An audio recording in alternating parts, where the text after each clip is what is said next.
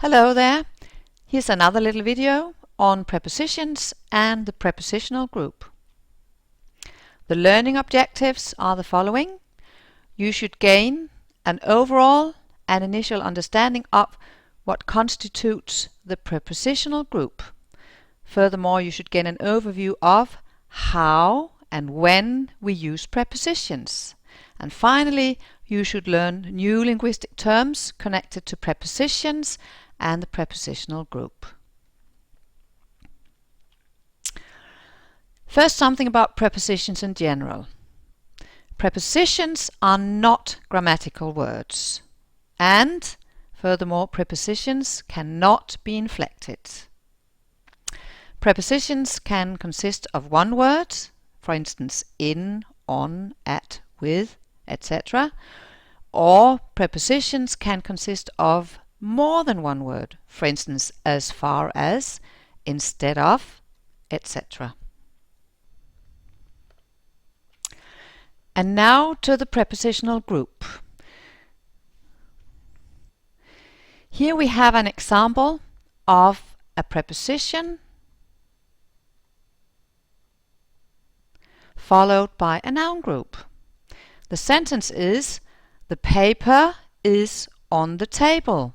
First we find the verbal. We ask with he or I. He is, so is a verbal. What is? The paper is, so the paper is the subject. Finally, we have on the table, which is a circumstantial. The subject is made up by a noun group with a determiner and a head consisting of an article and a noun. The verb group is a simple one, only consisting of a head, which is the main verb, and then we have the circumstantial. The circumstantial is made up by the prepositional group, and a prepositional group consists of a preposition and a prepositional complement. A prepositional complement is often a noun group, and in this instance, in this example, it definitely is a noun group.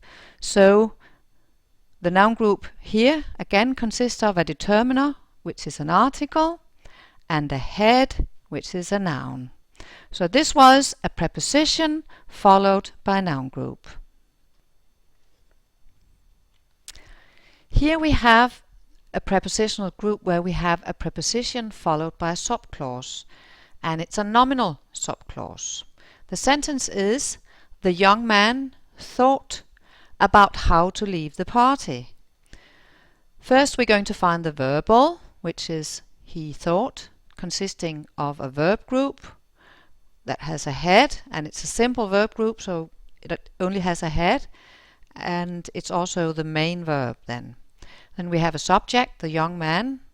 The subject is made up by a noun group with a head, which is a noun, a pre-modifier, which is an adjective group with a head consisting of an adjective, and a determiner, which is an article. And now to the last sentence constituent, which is a circumstantial, made up by a prepositional group. So we have a preposition, a prepositional complement, and here the prepositional complement has been made up by a non-finite nominal subclause. And since it's a non-finite subclause, the subject is implied in the verbal. So we have a verbal here, which is a simple verb group with a head, which is the main verb. Then we have a subordinating conjunction, how, and an inflection marker, to. And finally, we have the direct object, the party, which has been made up by a noun group with a determiner, an article, and a head, a noun. And now something about prepositional meanings. Prepositions can indicate many different meanings, such as something about space, on the roof, in the box. You can look at the diagram on page 192 in David Crystal, where there's a good, gives you a good overview of how you can use different prepositions according to space.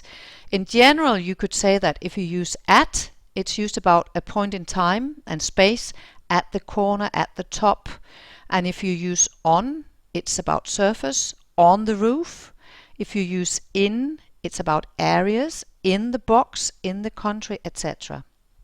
Can also be used about time, on Friday, until next year, about course. He was famous for his cakes. That was a cause as to why he was famous. Means, for example, I always travel by train. Accompaniment, for example, come with us, please. Something about possession. The genitive, for instance, the roof of the house, the box with a lid.